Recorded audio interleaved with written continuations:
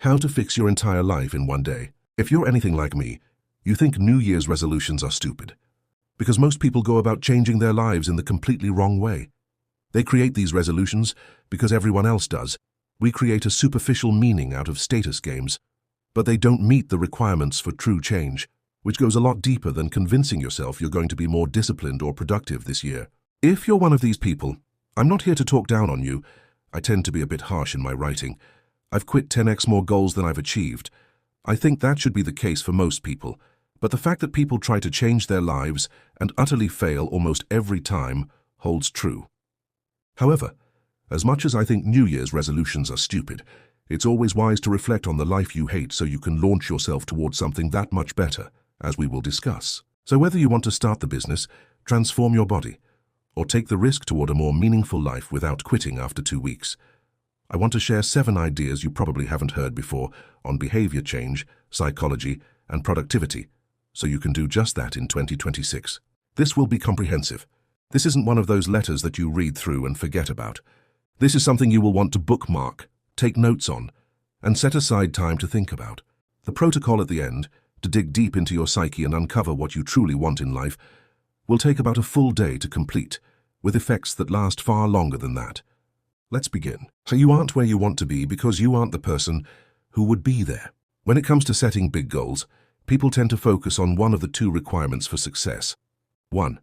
Changing your actions to make progress toward the goal. Least important, second order. Twice, changing who you are so that your behavior naturally follows. Most important, first order. Most people set a surface-level goal, hype themselves up to remain disciplined for the first few weeks, then go back to their old ways without much struggle, because they were trying to build a great life on a rotting foundation. If this doesn't make sense, let's run through an example. Think of somebody successful. It can be a bodybuilder with a great physique, a founder, CEO worth hundreds of millions, or a charismatic dude who can chat up a group without a shred of anxiety entering his mind. Do you think the bodybuilder has to grind to eat healthy? Does the CEO have to discipline themselves to show up and lead the team? To you, it may seem like that on the surface, but the truth is that they can't see themselves living any other way. The bodybuilder has to grind to eat unhealthily. The CEO has to force themselves to lie in bed past their alarm clock, and they hate every second of it. There is nuance here, just entertain me for a second. To some people, my own lifestyle seems a bit extreme and disciplined. To me, it's natural, and I don't say that to contrast it with any other kind of lifestyle. I simply enjoy living this way. When my mom tells me that I should take a break, go out and have some fun, I hold my tongue from telling her, if I weren't having fun, why would I be doing what I'm doing? This next sentence may sound simple, but it is baffling how many people don't get it. If you want a specific outcome in life, you must have the lifestyle that creates that outcome long before you reach it. If someone says they want to lose 30 pounds, I often don't believe them. Not because I don't think they are capable, but because there are too many times when that same person says, I can't wait until I'm done losing weight so I can start to enjoy life again. I hate to break it to you, but if you don't adopt the lifestyle that led to you losing the weight for life and find a reason with a higher gravitational pull than the one tying you to your previous ways, then you will go straight back to where you started, and you can unhappily say that you wasted the resource you will never get back. Time. When you truly change yourself, all of your habits that don't move the needle toward your goal become disgusting, because you have a deep and profound awareness of what kind of life those actions compound into. You are okay with your current standards, because you are not fully aware of what they are or what they lead to. We will discuss how to uncover this, but we need to build up to that. You say you want to change. You say you want to become financially free and get healthy, but your actions show otherwise for a reason, and it goes a lot deeper than you think. 2. You aren't where you want to be because you don't want to be there. Trust only movement. Life happens at the level of events, not of words. Trust movement. Alfred Adler. If you want to change who you are, you must understand how the mind works so that you can start to reprogram it. The first step to understanding the mind is to understand that all behavior is goal-oriented. It's teleological. When you think about it, this is kinda obvious. But when we dig into it, most people don't want to hear it. You take a step forward because you want to reach a certain location. You scratch your nose because you want to make the itch go away. Those ones are clear, but most of the time your goals are unconscious. You may not realize that when you sit on the couch in the middle of the day, you're trying to burn time before your next responsibility, as one simple example. On an even more unconscious and complex level, you pursue goals that can harm you, but you justify your actions in a way that is socially acceptable and doesn't make you seem like a loser. As an example, if you can't stop procrastinating your work, you may justify it with the fact that you lack discipline, but in reality, you are attempting to achieve a goal like you always are. In this case, that goal could be to protect yourself from the judgment that comes from finishing and sharing your work. If you say you want to quit your dead-end job, but stay in it without any real reason, you may start to think you don't have enough courage, or that you were never really a risk-taker. But the truth is that you are pursuing the goal of safety, predictability, and an excuse to not look like a failure to everyone else in your life, who sees working a dead-end job as a sign of success. The lesson here is that real change requires changing your goals. I don't mean setting some surface-level goal, because the act of doing that serves an unconscious goal that is actually harming you. That's been ran through enough in the productivity space. I mean changing your point of view, because that's what a goal is. A goal is a projection into the future that acts as a lens of perception which allows you to notice information, ideas, and resources that aid in you achieving that goal. Now let's dig a bit deeper, because if you don't understand this, it only becomes more difficult to get out. I send out letters like these 1 to 2x a week. If you don't want to miss them, join here. You can also read my book free, other letters, etc. Thus, you aren't where you want to be because you're afraid to be there. The important thing for you to remember is that it does not matter in the least how you got the idea or where it came from. You may never have met a professional hypnotist. You may never have been formally hypnotized. But if you have accepted an idea from yourself, your teachers, your parents, friends, advertisements, from any other source, and further, if you are firmly convinced that idea is true, it has the same power over you as the hypnotist's words have over the hypnotized subject. Maxwell Maltz. Here's how you've become who you are today, and how you will become who you will be tomorrow. This is the anatomy of identity. 1. You want to achieve a goal. 2. You perceive reality through the lens of that goal, so you only notice important information and ideas that allows you to achieve that goal. Learning. 4. You act toward that goal and receive feedback that you are progressing toward it. 5. You repeat that behavior until it becomes automatic and unconscious. Conditioning. Now that behavior becomes a part of who you think you are. I'm the type of person who... 7. You defend your identity to maintain psychological consistency. 8. Your identity shapes new goals, restarting the cycle, and if that identity is disadvantageous toward a good life, this gets bad very quick. The unfortunate reality is that you must break the cycle between steps 6 and 7, but this process starts when you are a child. You have the goal of survival. You are dependent on your parents to teach you how to survive. You had to conform. And since the way most people teach is through reward and punishment, unless you adopt their beliefs and values, you will be punished. You don't actually think for yourself until you see through this. But your parents have also gone through this process throughout their entire lives. That's where it can get dangerous. Your parents, unless they broke the pattern themselves, were conditioned by the culturally accepted ideas of success from the industrial age. They also carry the best and worst conditioning from their parents and their parents' parents. To take it a layer deeper, once you fulfill your physical survival needs, which is quite easy to do in today's world, you're practically born into safety, you start to survive on the conceptual or ideological level. You may not try to protect and reproduce your body, but you absolutely protect and reproduce your mind. It's not difficult to see the war of ideas on the internet, and the participants are individual and group identities. When your body feels threatened, you go into fight or flight. When your identity feels threatened, the same thing happens. If you are heavily identified with a political ideology, by the process we talked about just before, you will feel threatened when someone challenges your beliefs. You literally feel the stress. You feel emotionally like you were just slapped in the face. Since most people don't analyze their emotions for truth, you tend to get stuck in echo chambers and double down on claims that harm yourself and others. If you were raised in a religious household and did not think for yourself, you will fight and attack others who threaten your psychological safety within that little bubble. The same thing happens when you unconsciously see yourself as a lawyer, a gamer, or somebody else who would not take the actions to achieve a better life. Ivy, the life you want lies within a specific level of mind. The mind evolves through predictable stages over time. When you're born, you're like a little survival sponge that absorbs whatever beliefs you can, which are heavily dictated by your culture, so that you can feel safe and secure. And if you don't be careful, your mind may crystallize, and it may make it difficult to live a meaningful life. This has been documented enough in models like Maslow's hierarchy, Greuter's stages of ego development, spiral dynamics, and integral theory, each building off of one another, but it's also not difficult to observe in society. I've talked about these many times and synthesized them into my own Human 3.0 model with various AI prompts to uncover your level of development and a path forward, open in a tab to read after if you'd like.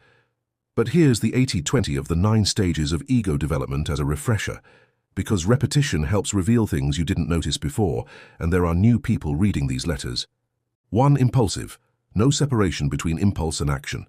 Black and white thinking, i.e. a toddler hits when angry, because the feeling and the behavior are the same thing. 2. Self-protective. The world is dangerous and you learn to look out for yourself, i.e. a kid learns to hide report cards, lie about chores, and figure out what adults want to hear. 3. Conformist. You are your group and its rules feel like reality itself, i.e. someone who genuinely cannot fathom why anyone would vote differently than their family or group. 4. Self-aware.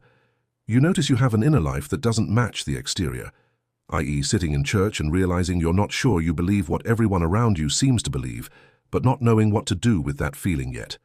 5. Conscientious. You build your own system of principles and hold yourself accountable to them, i.e. leaving your family's religion after careful study and adopting a personal philosophy you can defend, or building a career plan with clear milestones because you believe the right effort yields the right results. 6. Individualist. You see that your principles were shaped by context and start holding them more loosely, i.e. realizing your political views have more to do with where you grew up than objective truth, or noticing that your ambitious career goals were really about earning your father's approval. 7. Strategist. You work with systems while aware of your own involvement in them, i.e. leading an organization while actively questioning your own blind spots, or engaging in politics knowing your perspective is partial and shaped by bias you can't fully see. 8. Construct aware. You see all frameworks, including your identity, as useful fictions, i.e. holding your spiritual beliefs with metaphorically, not literally, knowing the map is not the territory, or watching yourself play the role of founder or thought leader with a kind of gentle amusement. 9. Unitive. Separation between self and life dissolves, i.e. work, rest and play feel like the same thing. There's no one left who needs to become something, just presence responding to what arises. For most people reading this, I would assume you hover between 4 and 8, which is a huge gap. Those closer to 8 are reading this, are doing so to either learn something or pass time in a non-destructive way. Those closer to 4 are really looking for a change. You feel like you are meant for more, but you can't make sense of everything yet, because there's obviously a lot at play. The good thing is, it doesn't really matter what stage you are in because moving through any of them follows a pattern. V. Intelligence is the ability to get what you want out of life. The only real test of intelligence is if you get what you want out of life. Naval Ravikant.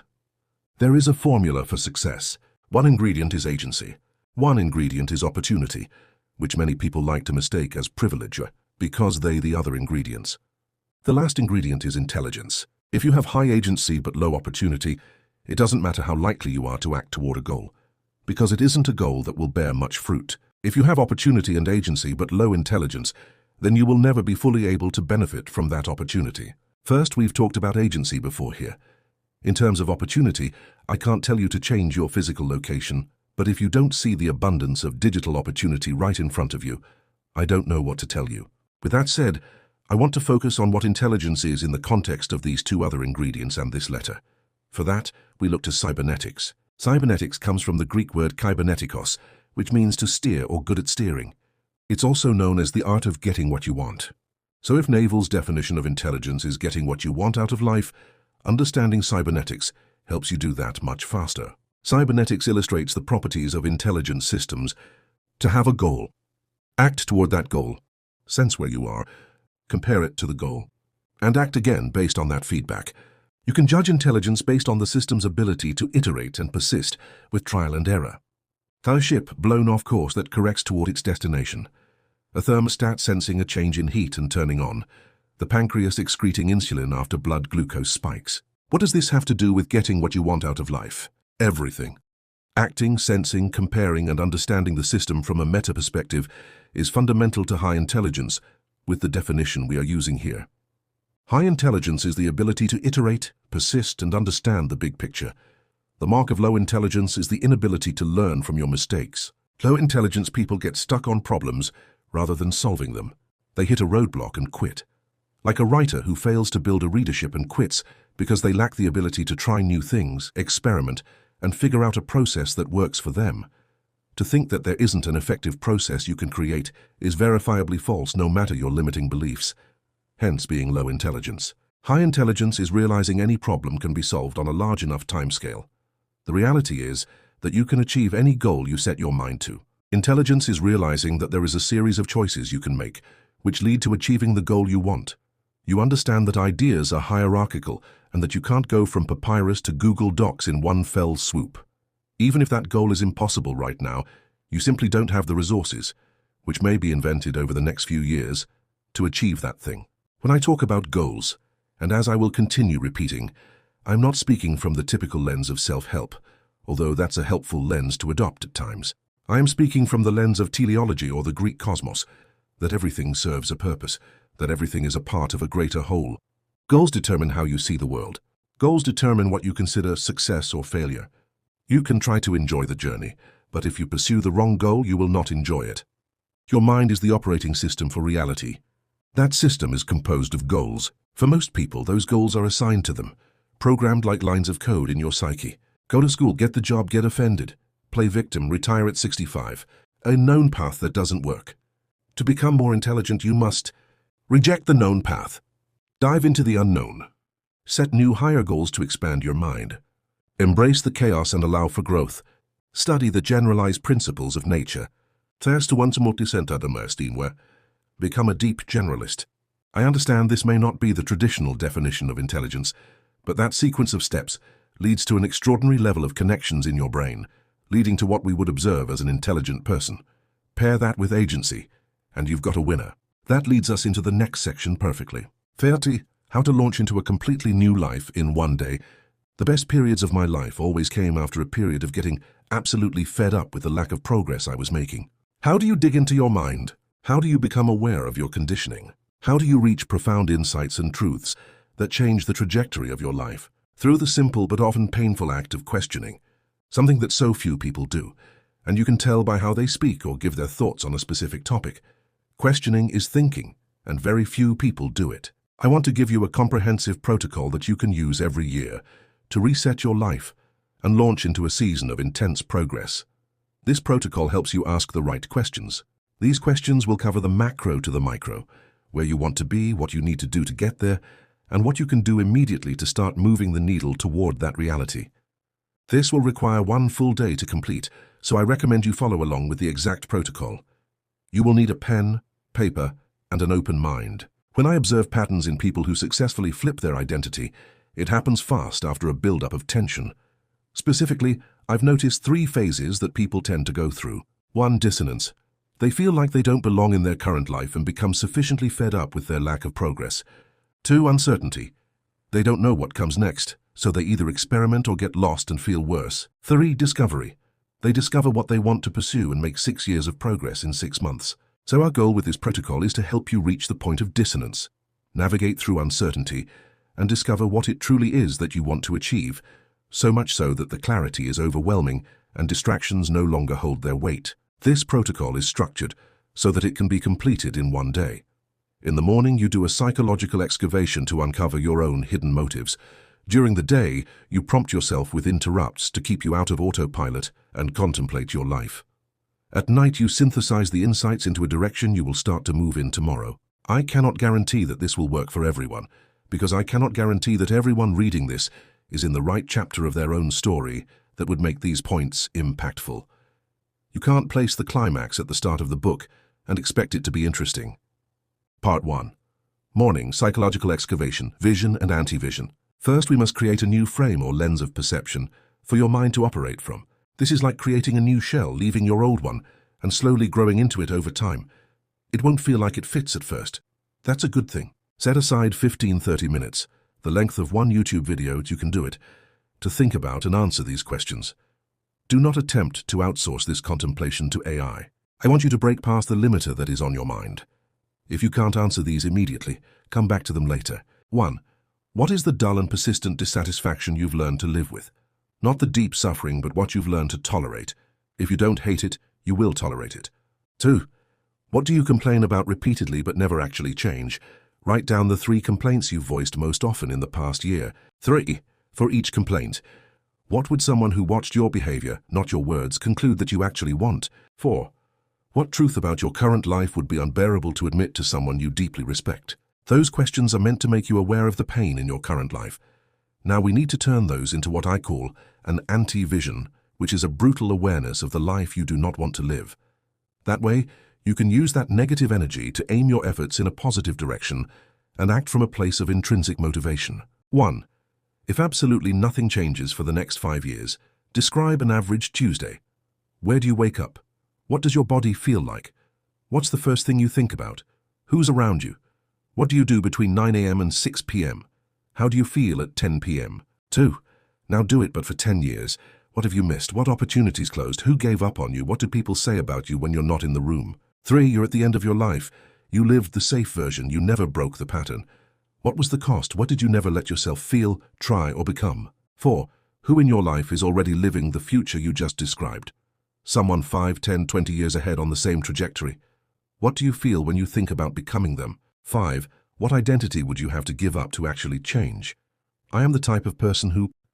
What would it cost you socially to no longer be that person? 6. What is the most embarrassing reason you haven't changed?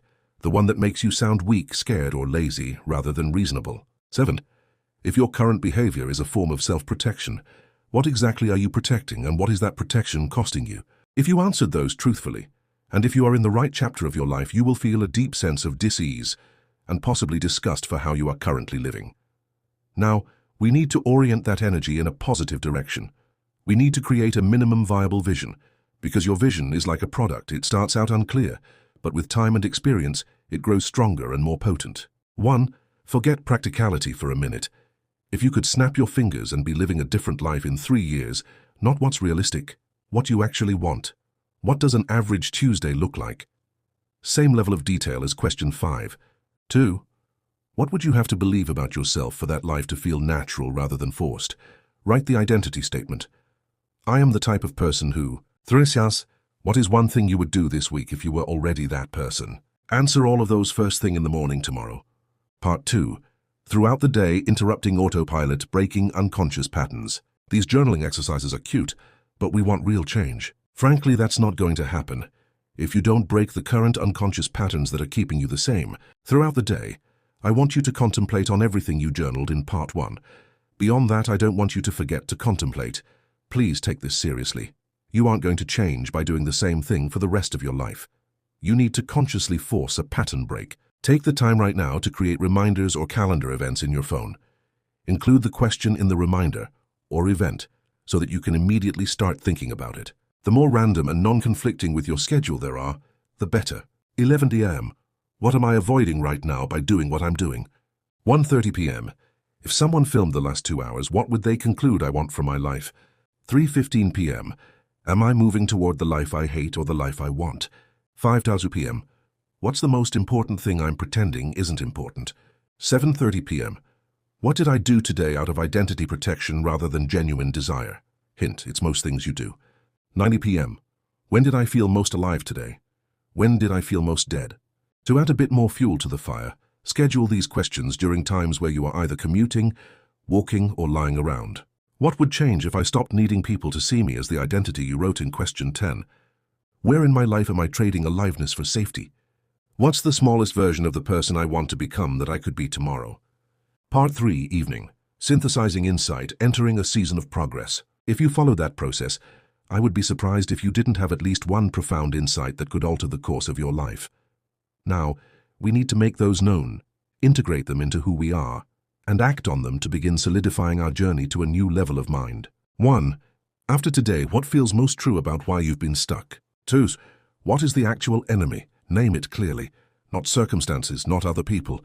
The internal pattern or belief that has been running the show. 3. Write a single sentence that captures what you refuse to let your life become. This is your anti-vision compressed. It should make you feel something when you read it. 4. Write a single sentence that captures what you're building toward, knowing it will evolve. This is your vision MVP. Lastly, we need to create goals. Again, these aren't goals that you set for the sake of achievement, because goals are just projections. They are unreliable and make you feel bound to something that will inevitably change. Instead, think of goals as a point of view, a lens that you can exchange to enter the right state of mind to perform the action that will lead away from the life you don't want. Do not worry about some kind of finish line, because as we will find, it doesn't exist. Enjoyment is found in progress. 1. 1 year lens. What would have to be true in 1 year for you to know you've broken the old pattern? One concrete thing. 2. 1 month lens. What would have to be true in 1 month for the 1 year lens to remain possible? 3. Daily lens. What are 2 to 3 actions you can time block tomorrow that the person you're becoming would simply do? That was a lot. Hopefully it was helpful. But we have one last piece to lock it all in. Stick with me. 17. Turn your life into a video game. The optimal state of inner experience is one in which there is order in consciousness. This happens when psychic energy or attention is invested in realistic goals and when skills match the opportunities for action. The pursuit of a goal brings order in awareness, because a person must concentrate attention on the task at hand and momentarily forget everything else. You now have all of the components that lead to a good life. Now it may be helpful to organize all of your insights into one coherent plan. Pull out a new page and write down these 6 components. Anti-vision. What is the bane of my existence or the life I never want to experience again? Vision. What is the ideal life that I think I want and can improve as I work toward it? 1 year goal. What will my life look like in 1 year time? And is that closer to the life I want? 1 month project. What do I need to learn? What skills do I need to acquire? What can I build that will move me closer to the 1 year goal? Daily levers. What are the priority needle-moving tasks that bring my project closer to completion? Constraints. What am I not willing to sacrifice to achieve my vision from the ground up? Why is this so powerful? Because these components literally create your own little world. If you are meant to pursue this hierarchy of goals at this stage of your life, you will have no other option but to become obsessed. You will feel the pull to something greater. You will not see anything else as an option. You turn your life into a video game, because games are the poster child for obsession, enjoyment, and flow states. They have all the components that lead to focus and clarity, so if we reverse engineer what those components are, we can live in a state of deeper enjoyment, less distractions, and more success. Your vision is how you win, at least until the game evolves. Your anti-vision is what's at stake. What happens if you lose or give up? Your 1 year goal is the mission. This is your sole priority in life. Your 1 month project is the boss fight, how you gain XP and acquire loot. Your daily levers are the quests, the daily process that unlocks new opportunities. Your constraints are the rules, the limitations that encourage creativity. All of these act as a concentric set of circles, like a force field, that guard your mind from distractions and shiny objects. The more you play the game, the stronger this force becomes, and soon enough it becomes who you are, and you wouldn't have it any other way.